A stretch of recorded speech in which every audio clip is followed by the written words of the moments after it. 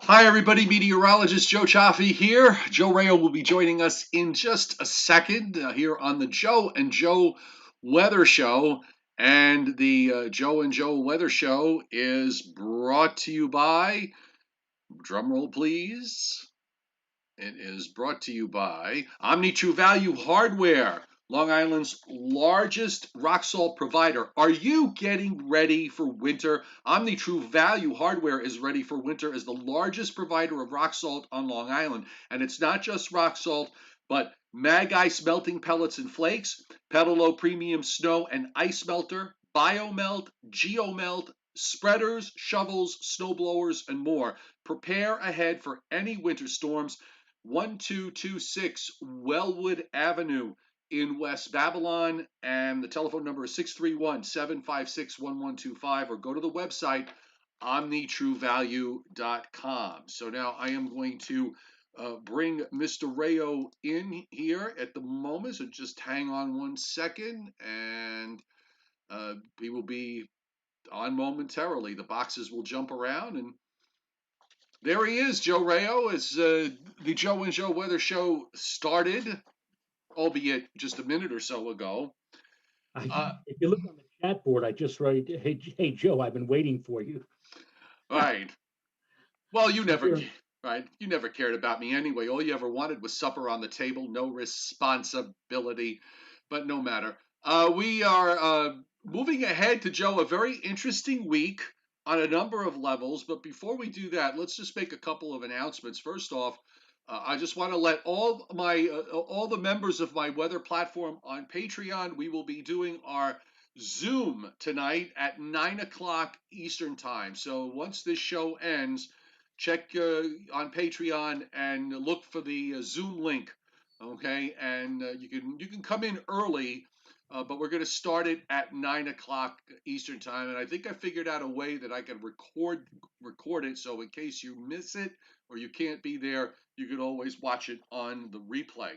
Now, Joe, do we have, I hear, a rumor that we may have a special guest coming? That's right. Well, tomorrow, my former boss, I worked for him for a rather short time, but also a longtime friend, Jim Witt, is going to be a guest here on the Joe and Joe Show. For those of you who live, especially in the Hudson Valley, as I do, Jim has been on the air for almost 50 years on radio station WHUD in the Hudson Valley. They broadcast out of Peekskill. But more importantly, since 1986, he has been putting out a long-range weather calendar. Joe, it's a beautiful calendar. We'll show it off tomorrow night during the interview. But more importantly, all of the proceeds for this calendar, and it costs, I believe, and Jim will straighten me out on the price, but right now, as of this year, I think it cost $8. But all the proceeds go to a foundation which he founded back in 1986 called the Youth Foundation, and all of the money goes to various charities for children, such as St. Jude and Ronald McDonald House or whatever. Jim single-handedly through this foundation has raised since 1986 over $4 million. He hasn't taken That's impressive. He hasn't taken a penny. He has given the money out to all of these charities, and he does this with this calendar in which he makes long-range forecasts. And I must say, if the long-range forecasts weren't accurate to any kind of degree, I'm sure he couldn't have gone more than a few years in selling it. But people have been buying it. People have relied on it.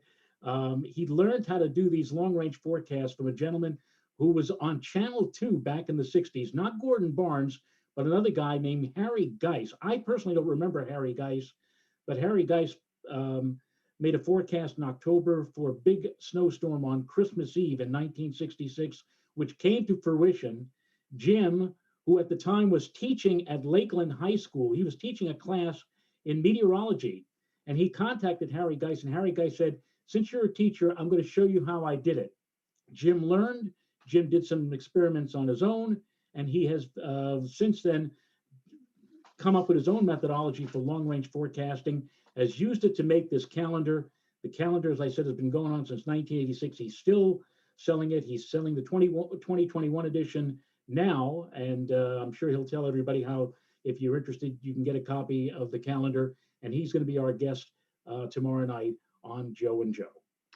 All right, so we were going to be doing that. I also want to just very quickly, I put it up on the chat board before the show began, but if you're a latecomer, I'll put it up again. We have one of our regulars, John Trabacchino, who is ill. He has a malignant glioblastoma brain tumor, and he's having a procedure done tomorrow. He has a GoFundMe page, and he could use some aid here. So if you please, I appeal to your generosity to go to the GoFundMe page, even if it's just a few dollars. Every dollar helps. Okay, so we're going to talk about tonight because Joe, it's not exactly the 2020 scenario that I drew up, but it's getting to look awfully close on as each day goes by.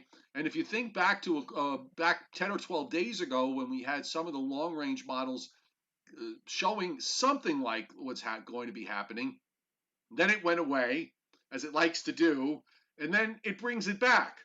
And what struck me today was the fact that the European model, the Icon model, the GFS are all pretty much on the same page with the notion that we're going to have two separate lows come out, which is a little unusual.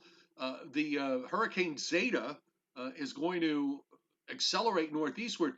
That may maintain its identity as it goes by to our south. So there might be, I think there might be something to it as it goes by with respect to, well, rain was going to be the case anyway, but we might even have a little bit of wind as that low goes by to our south.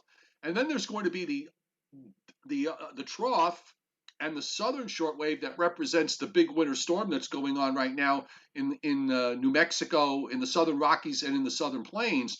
That comes out immediately behind it, and you're going to complicate it with cold air being trying to draw southward. I wonder whether areas. Let's just say up the Hudson Valley, north of Route 84 in New England, and go up north of there. A change over to some wet snow and maybe accumulating the wet snow out of it. I don't know. I'm not sure.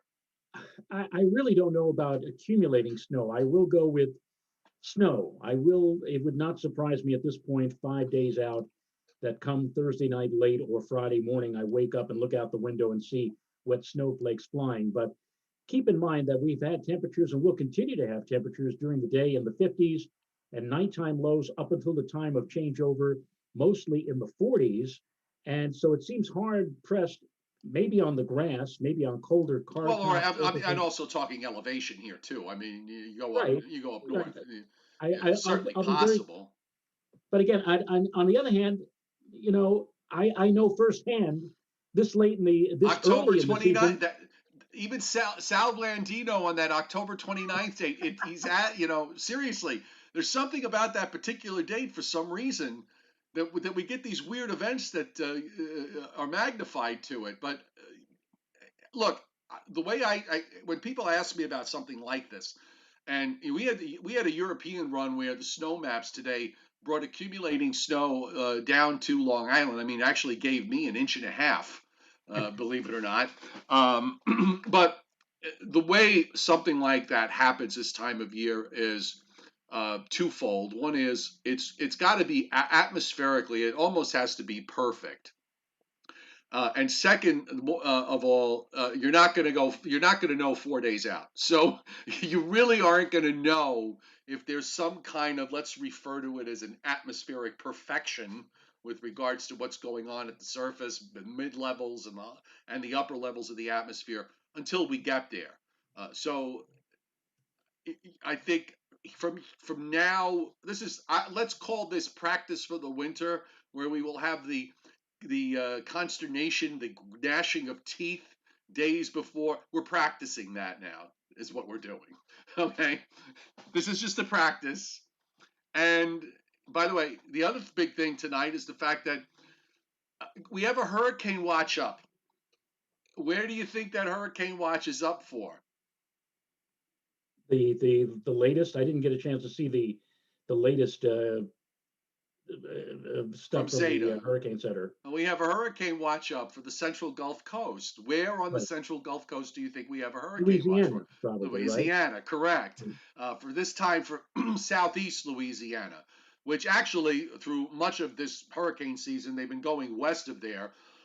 This one, Zeta, may wind up going into Southeast Louisiana. And of course, it's Zeta once inland, the remnant system that gets kicked along to the northeast. I think, Joe, you're going to see some interaction here with the upper trough, rather fairly impressive looking upper trough that's swinging around, and the one swinging to the west. So this might have a little bit of baroclinic energy as it runs out to the northeast. And I think the most important takeaway is that we could see a substantial amount of rain. And when I say substantial, I mean enough to help out the drought situation in southern and southeastern New England.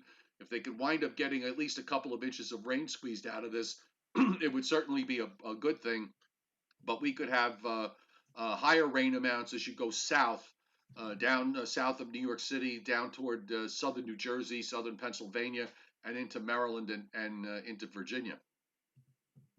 I think, Joe, that the scenario, as I was about to say a couple of minutes ago, you don't have to, convince me that this early in the season you can get accumulating snow because that snow on October 29, 2011, dumped 14 inches of heavy, wet snow on my property. And Right. indeed, it did stick. And indeed, it did break a lot of tree branches, tree limbs. I had a whole mess of money that I had to give to a local tree guy here to clear away all that stuff off my lawn. It sounded that night of that storm. You step outside on my front porch, it sounded like hunters in the woods, with rifle shots. Those weren't rifle shots, those are tree limbs and branches breaking off because of the heavy snow. So you don't have to convince me that we can get snow this early in the season, but I'm just not convinced. I think most of what's going to come our way Thursday through Friday is going to be of the wet variety. But again, late Thursday night or early Friday, a quick change over to wet snow before ending. I'd still have to be convinced that it's going to stick to any degree, except maybe to the grass. But we've got a few days to mull that over. You're gonna have to convince me too. I mean, I'm maybe a little bit more supportive of the idea further north. Well, if you go up the Hudson Valley, say north of, you can start going I-90 north. In particular, I think there it's probably a bit more doable. The WPC folks were impressed enough that on their um, on their forecast, what on their on day 5, so this is Friday into Saturday, they have a fairly large area of 10 to 30% probability of an inch or more of snow down into northern New Jersey, almost down to Route 78, and then it kind of cuts across to about your house, Mr. Rayo, much of Connecticut except south of 95. And then you've got some patches of 30 to 50% being indicated up in the Catskills, the Berkshires, in Massachusetts, Western Mass, and up into southern Vermont. So there, at least we can say that from what's on the board right now in terms of what models have been showing the last several runs, that the WPC folks seem to be looking at this with a bit of interest. Let's put it that way.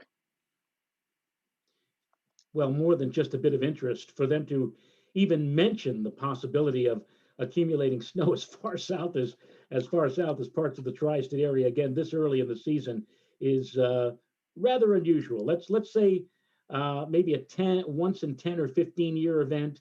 Again, we did see snow back in 1979 on the 10th of October making its way all the way down to New York City. It wasn't much in terms of accumulating snow, and even down to Washington, Philadelphia, and Baltimore, snow was sighted on the 10th of October. So certainly this is a possibility. Certainly you can have it at this early part of the year, but again, it does not happen very often. But it looks like it's going to take the combination of a chilly air mass coming down from the north, Joe, and a tropical system of all things coming up from the south to maybe turn the trick and make this happen You right on the tape. if it happens, I'm taking credit for this. I know that's what you've been saying. And we're not done yet because we still have the whole month of November and the month of December where it could still happen. So Right, and we'll you said see. we pointed out yesterday. You pointed out yesterday about the fact that in 2005 there was actually an unnamed storm in early October, Right. which was not counted in as a name. So even though we're up to Zeta, and Zeta was the final name on the list in 2005, really 2005 has something, has one storm more than what we've seen this year, but it just didn't have a name. It was an after Right. They seasonal in thing. post analysis, they looked back at at the storm and decided to upgrade it. By the way, did you know that Babe Ruth hit? We all know that he hit 714 home runs, but did you know that he actually hit 715 home runs? I heard this story once before. Yeah, yeah. I forgot what happened, but I 34 have years, heard it. 34 years after the fact, after his last at bat in 1969, the MLB was doing a computer survey of all their records, and they came across a game at Fenway Park. This is when Babe Ruth was playing for the Red Sox, 1918. I think it was July of 1918 against the Cleveland Indians. The game was a scoreless tie through 9 innings. In the bottom of the 10th, the Red Sox got a batter on base by way of a single. Babe Ruth came up and he hit a ball deep into the right field bleachers.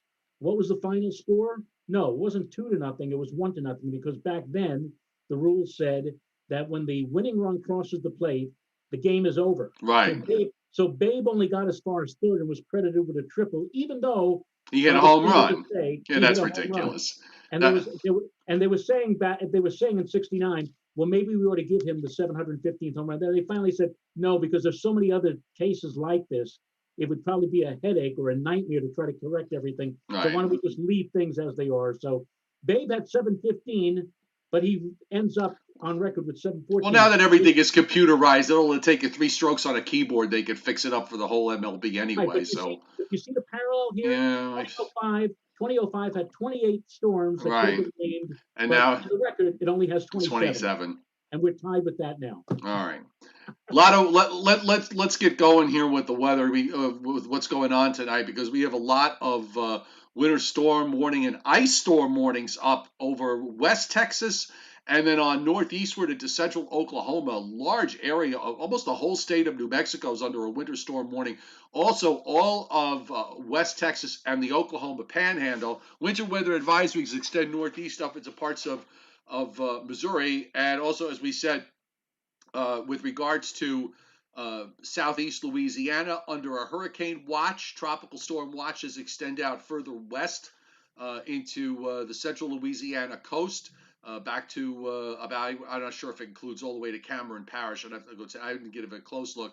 And then it also extends east over into the Florida Panhandle. So we've got, plus they also already have storm surge watches up as well. So this, of course, with Hurricane Zeta, who is actually outperforming a bit with regards to strengthening since yesterday. And other than that, it's pretty quiet. We have the first flash flood watches up for northwest Georgia, and I'm sure there's going to be more in the way of flash flood watches that will go up in short order. This is the Weather Service digital forecast with regards to additional snowfall. They've already gotten some. They're going to get more. So we're looking at maybe another up to an additional 9 to 15 inches in New Mexico and into parts of West Texas. Looks like Santa Fe's got a bullet mark here of 9, 6 at Albuquerque, as we occasionally like to refer to Albuquerque, and 6 in Amarillo. Lower amounts as you start to go north. Now, remember, that storm was also over Colorado and through the Central Rockies over the weekend. And Joe, the snowfall amounts were pretty impressive. This is through 7 o'clock this morning.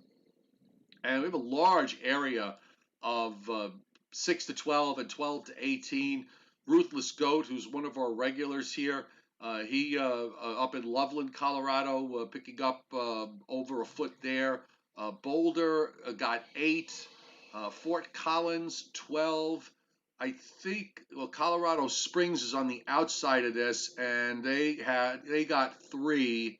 I'm trying to find where's Denver? What'd they do with Denver here on this map? I can't believe they don't have Denver here on this map. Oh, there it is. It's right in front of me. And I have my glasses on. Denver was kind of on the edge. Denver got four, but north and west of there, and of course in western Colorado, really just kind of got clobbered here. And the snows through 7 a.m. this morning, extending down into northern New Mexico and just getting into northwest Texas. So when we look at this map tomorrow, these are 72-hour snow amounts, by the way, and they were extensive all the way up into Wyoming and into South Dakota, and then some of that extended northeastward up into parts of Iowa and Minnesota. So it's been a rather busy weekend and Monday for winter storms. And now let's go to Zeta, Mr. Rayo. Yes. Zeta, we'll start with the satellite. And yeah, it looks like it's still strengthening here as it approaches the Yucatan Peninsula.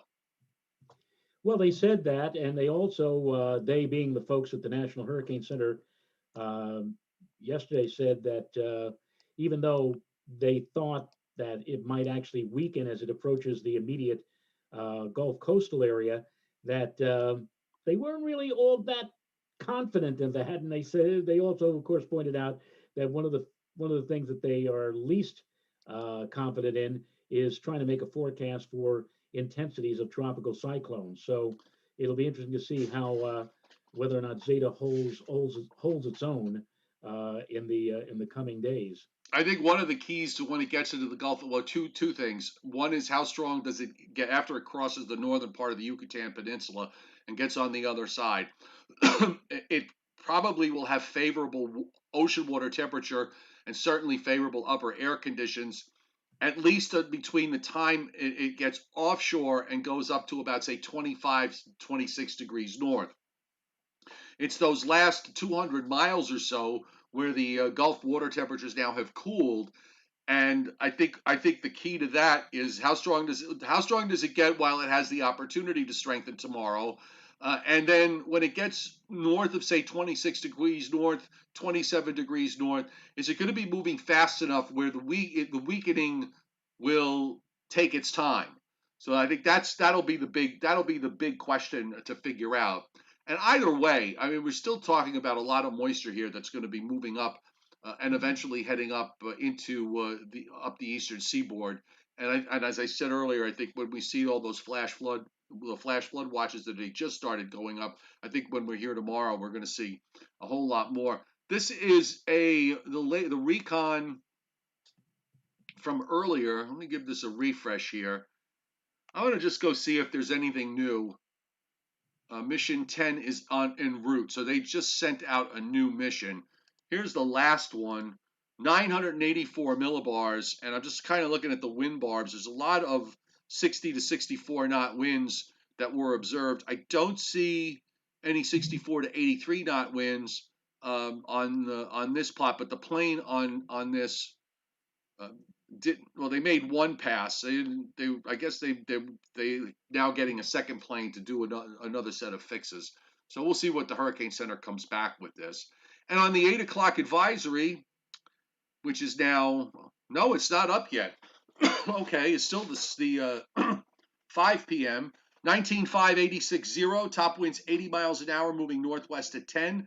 And you can see the forecast track here. Now here's the thing, Joe. 1 p.m. Thursday.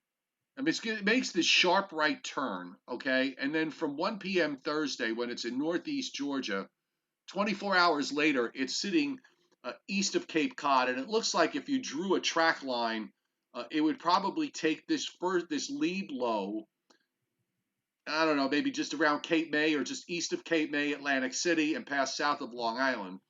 And of course, that is going to be the rain for Thursday into Friday morning, and then we have the southern plains storm that'll be moving northeast, and the upper air support that goes with that, and that continues the precip in theory. I mean, that's the way it looks at the moment during the day on Friday, and it's in that it's in that time frame that we're going to look to see whether we wind up seeing some of the white stuff mixing in. But I think that we could. I'm going to be curious to see when we get to Thursday, what exactly are we dealing with when it's moving northeastward at that rate of speed, and with the that upper trough kind of interacting with it. What are we going to be left with? Well, it could very well be if the two systems coalesce into one, that might be like the equivalent of atmospheric steroids being injected into the remnants of Zeta, and we could see a very potent nor'easter type system with heavy duty precipitation, strong winds, and again cold air advection sweeping rapidly in behind the departing system, which could be just enough to change over the rain to snow, and yeah, maybe over especially higher terrain or higher elevation areas, result in in an accumulation. Joe, we may see, maybe not necessarily for the immediate New York area, but for upstate New York and for elevated terrain areas. Orange County comes immediately to mind, and also Sullivan and Dutchess and Ulster County. Maybe, dare I say, winter storm watches or winter weather Oh, advisory. not now! Come on, no, stop, stop. You went from being completely doubtful. Now you're putting up all sorts of colored flags up with winter storm. Cut it out. Not yet. I'm not Stop. I'm not. I'm just saying, would it, if the two systems get together and really go bananas, that would not be completely out of the question. Now, of course, now everybody on the chat board, those winter weather lovers, are yelling and saying, "That's it, Joe. You got it, Joe. That's the kind of language we want to hear." Right, you're loving you, and they're despising me at the moment. The hurricane model forecast tracks. Most of them, except for two, most of them take the lead low that represents Zeta, south of us, south of New York City, so landing from southern New Jersey down to as far south as southern Virginia, and then just kind of rocket ship it out to the northeast, which makes complete sense. And on the hurricane intensity models, interestingly enough, there was actually one that took this to a category 3, believe it or not, and another one that takes it to a category 2, but the vast majority have it as a category 1 before landfall, and then of course you see the weakening. Although it's not a rapid weakening, I'm wondering, looking at the a couple of these intensity models that weaken it down to about 45 knots, but then they sort of leave it there. And I wonder whether those models are picking up on the potential for some extratropical impacts here. Uh, Listen, the European has a 988 low coming out off the coast there, off of Delaware. I mean, that's not too shabby a pressure for a former tropical system. So we'll see what happens. What more can I know you probably at this point in time, after what I just uttered a few moments ago, you probably are saying to yourself, I wish he'd shut up. No, I would never. I would never. You know me. I would never say that, to your face. I might say it behind your back, but I never say it in front of you. Oh, Oh, anyway, so let's look at the new G. Actually, you know what? I'm gonna give a. Latex Streams, by the way, just put on the chat board. Rayo, we love you and your puppy hair now. Oh, did you get your hair done? No, I didn't. I just when I wash it and I blow dry it, and my wife hates me when she would prefer to do the blow drying for me, because when I do it, it gets all, in her words, poofy. Okay. So I have poofy hair right now. Well, I call my hair guy because I'm so big. I have a hair guy. Okay. I'm such a big star that I have, See now, my own hair person. And I call. regardless of my hair, I mean, regardless of about my hair, I did open the can of worms, because now we're beginning to see. Adam Lowe says I could see the Catskills getting 9 to 12 inches. Right. Bill Rogers is saying, is Joe Rayo planning to put out numbers in the Catskills? What did I start? Not today. Not today. Um, Anyway, my hair guy, I call him because I'm in desperate need of a buzz cut here. And he calls me back, and he's in Pittsburgh, of all places. He's in Pittsburgh, and he said he wouldn't be back until till Wednesday, and I was like, well, that doesn't really help me because I need a haircut today. Can't you just get on a plane and come back and cut my hair? You'd be back to Pittsburgh by dinner time, but he wasn't really looking at it in the same context that I was. So I'll have to wait for Wednesday to get my hair dyed. Done. Done. Um, anyway, all right. So let's look at this. Right. Exactly. Um, anyhow, the let's look at the GFS to see what we're looking at here with respect to the upper air. So here, upper high over Florida and just east of Florida. Zeta is moving into this weakness that is developing to the west of that high. We have this deep upper low, cutoff low that's formed and dropped down into northern Arizona. And of course, that's bringing a ton of cold air pretty far south. And then you have this northern part of the jet stream, which continues to just kind of hang there. And you have short waves that are moving along it. So it's three pieces here, really.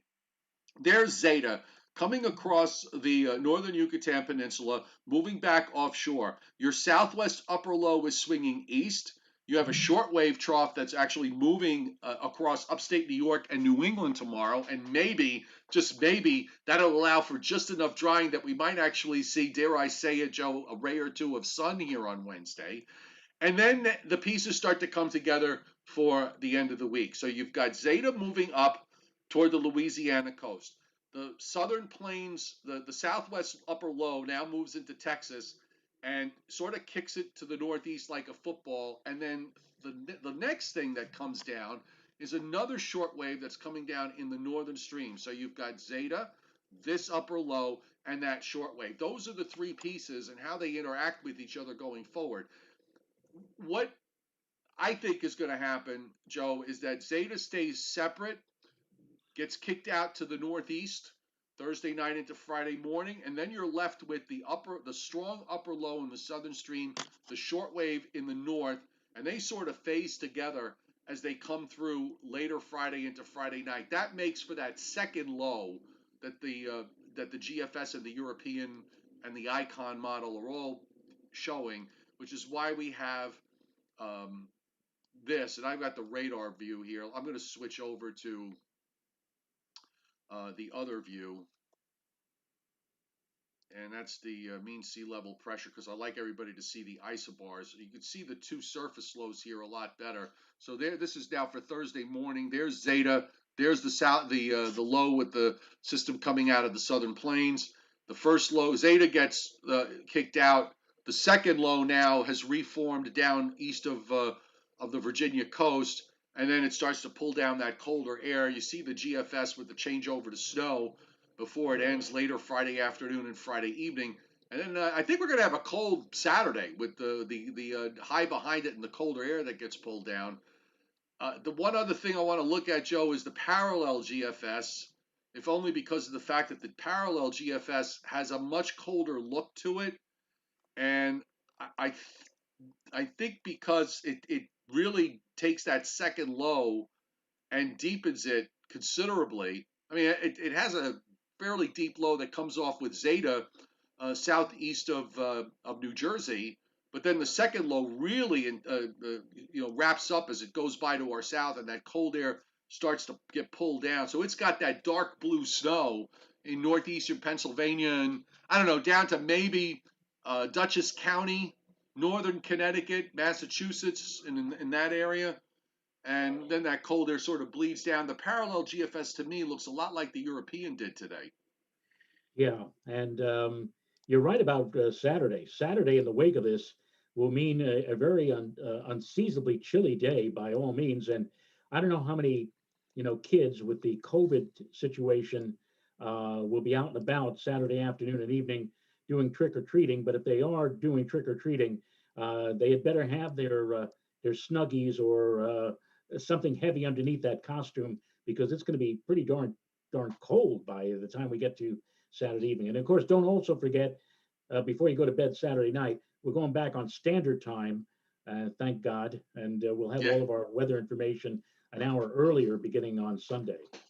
The icon, the first low, the Zeta low, Thursday evening is in Chesapeake Bay, southeast of Atlantic City by 8 p.m. Thursday night.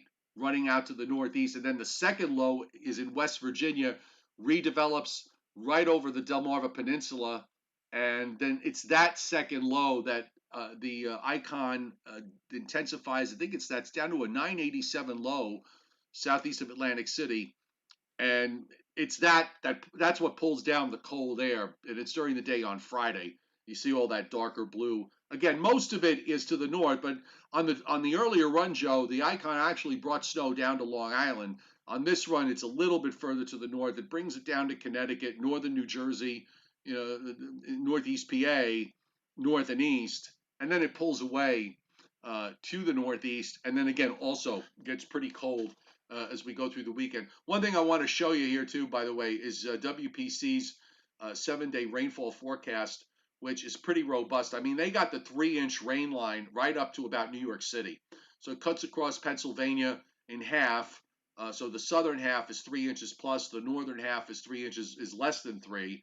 But the 3-inch line to about New York City, Long Island, touching southeastern, the Cape Cod area. So it does at least bring what looks like a couple of inches of rain to southern and southeastern New England, and also those heavy rains go down into Delaware to northeastern Maryland, and then kind of in a narrow band back through southern Ohio, southern Indiana, and in through Missouri and northeastern Arkansas. And you can see the heavy rain trail that runs from the Gulf into southeast Louisiana and on up into Alabama and Georgia. So that is from Hurricane Zeta. And one other thing, I don't know if did you look at the 18Z GFS, because I kind of looked at it briefly in the long range, and I did notice something. Joe, one thing is, and the GFS has been doing this for the last several days. It does have what looks like another hurricane in about 10 days or so, coming out of the Caribbean and going over Cuba and to the northeast. But on this particular run, it did something odd. It has something coming down in the from the north. So let me just get to it here. That would be Eta, by the way, if we get another tropical system. Right. So this is day 11. So this is on Saturday, November 7th, which would be not this coming weekend, but the following one. Veterans Day. Right. So it's got a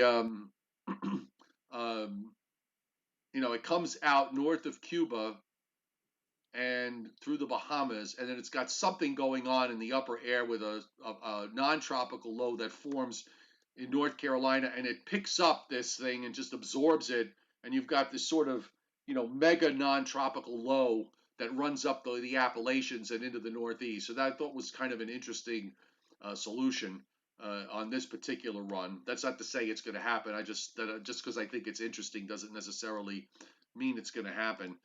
And with respect to the upper air, yeah, it's got some kind of big cutoff that drops down from the lakes and cuts off in Georgia of all purpose.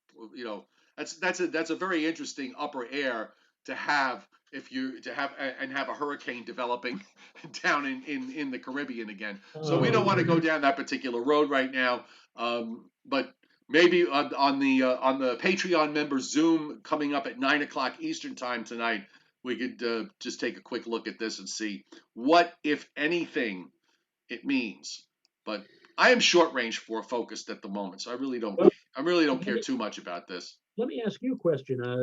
With the remnants of Zeta and the upper system from the west trying to coalesce or join together, and maybe if we do have some sort of an intensification of this storm system, do you think there's a chance we may see any convection, that there may be some thunderstorms rumbling about? Well, Thursday night or early Friday? I don't think it's impossible. I certainly don't think it's impossible. I'd like to see what the dynamics look like when we get there, but I won't rule it out. It's a little too early, Joe, to talk about thunder snow. No, I understand. I will say this. For Catskills, Poconos, Catskills, Berkshires. You go north of Route 84, and especially as you get up further north the Hudson Valley. I think this is something that you have to really keep an eye on, because I could see how this could evolve into one of those heavy, wet snowstorms up there, where you wind up having having huge problems. Now, whether it I makes it downstate or not is another matter, but I don't think we're going to really know that until we get to Thursday anyway. my daughter lives up in the New Paltz area, Ulster County, and she intends to come home on Friday. And I told her on the phone this morning, I said, you should expect that you'll be seeing some snow. I left it right there. I didn't say anything about accumulations or whatever, but I'm sure in the days to come, we'll see whether or not she is indeed planning to come home on Friday, or whether or not she would be better to just stay up where she is. I just want to make a correction. So when I spoke earlier about the John Trapaccino and I put up the GoFundMe page, I slightly misspoke. He's having aggressive chemotherapy added today, and he's going to be having it for 5 days, for a week, and then 3 weeks off, and then has to go through it again. So he's having a very rough. He's going to have a very rough time potentially here.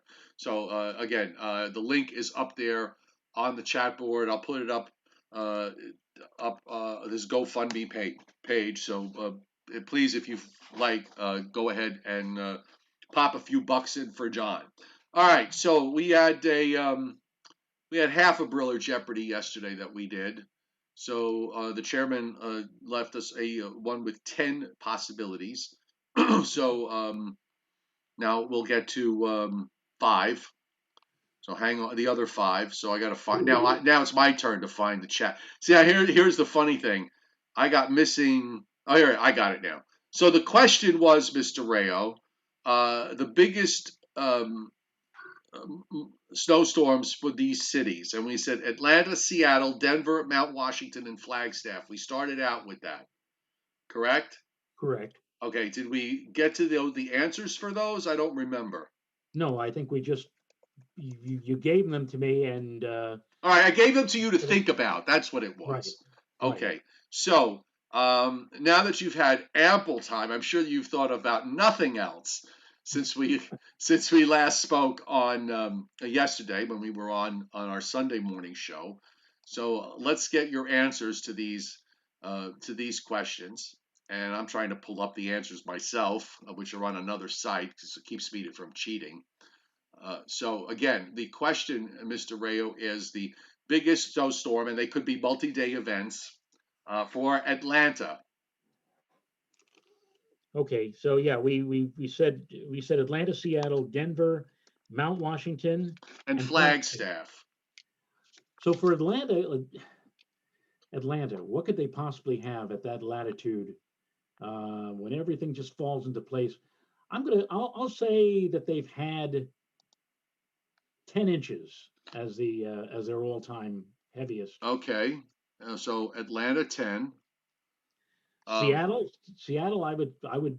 They're close to the Cascade Mountains, and they That could the be. record for Seattle, in my memory, was broken sometime in the last couple of years. I remember they had that. It was like a 2-day event up there, and they got clobbered. It was a very rare thing indeed for them. So I'm I just I'm vaguely just telling remember you that it's probably not as small a number as you think. that. No, I would say I'll say for Seattle, 13. Denver. Denver, I'm going to go whole hog and say something like 24. Mount Washington. Now, Washington might be, you say to yourself, oh my goodness, they're 6,300 feet above sea level.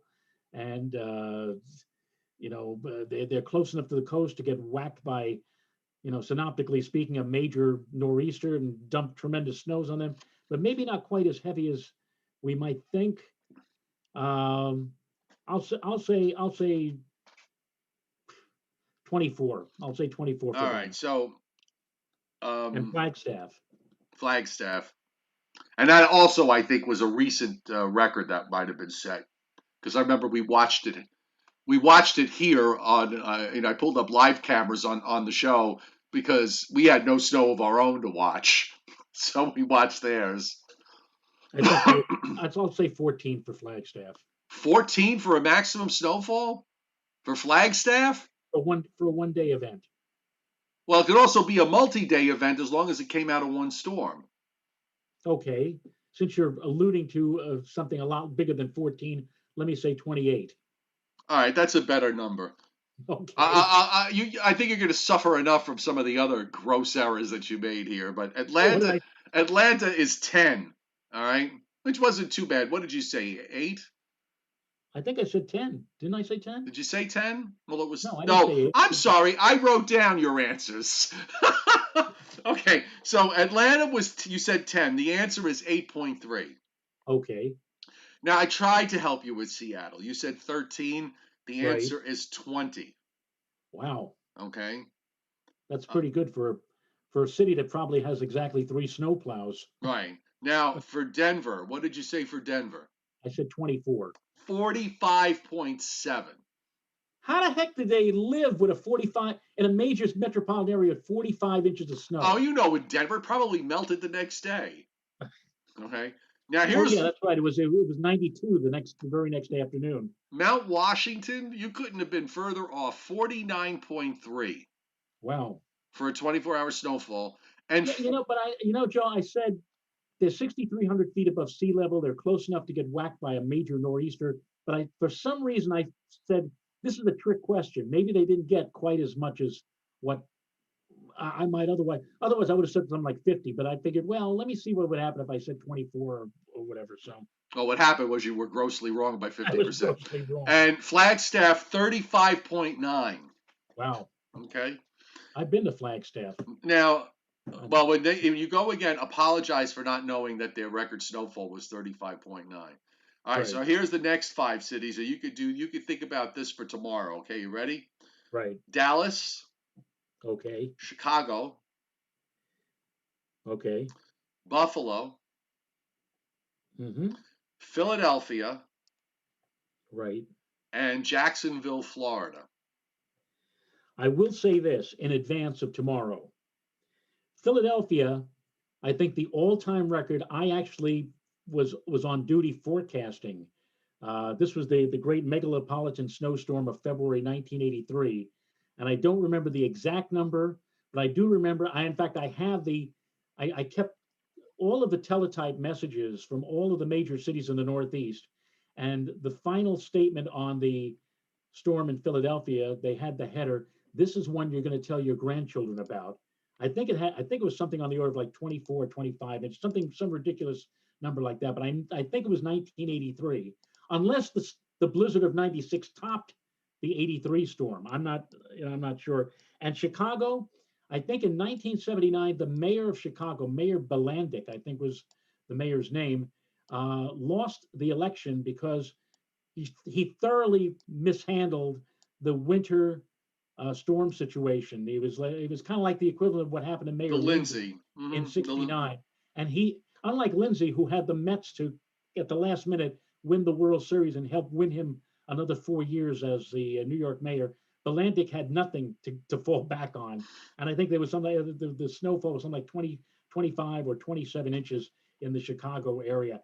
And there was a big storm in Chicago in '67 that was also about 25, 27 inches. So those are the two storms I'll make a preliminary comment about, and we'll take our best shots on those tomorrow night. All right, so we'll wrap it up here. Just want to again pay my Patreon members, those of you on the patreon.com/meteorologist Joe Chaffee weather platform. We're going to be doing a Zoom at 9 o'clock Eastern time, so the links will be going up within the next 10 minutes. So check your Patreon account for that, and hopefully you can join us at 9. And if you can't, I'm going to record it, so for Patreon members, you'll be able to watch it on a replay. And also, one last reminder with winter coming, Omni True Value hardware is ready. So, are you ready?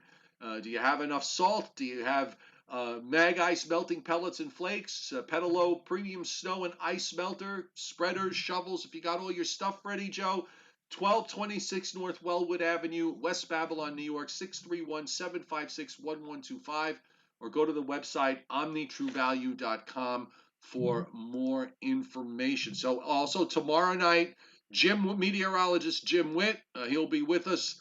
He'll be talking about long range forecast for the upcoming winter.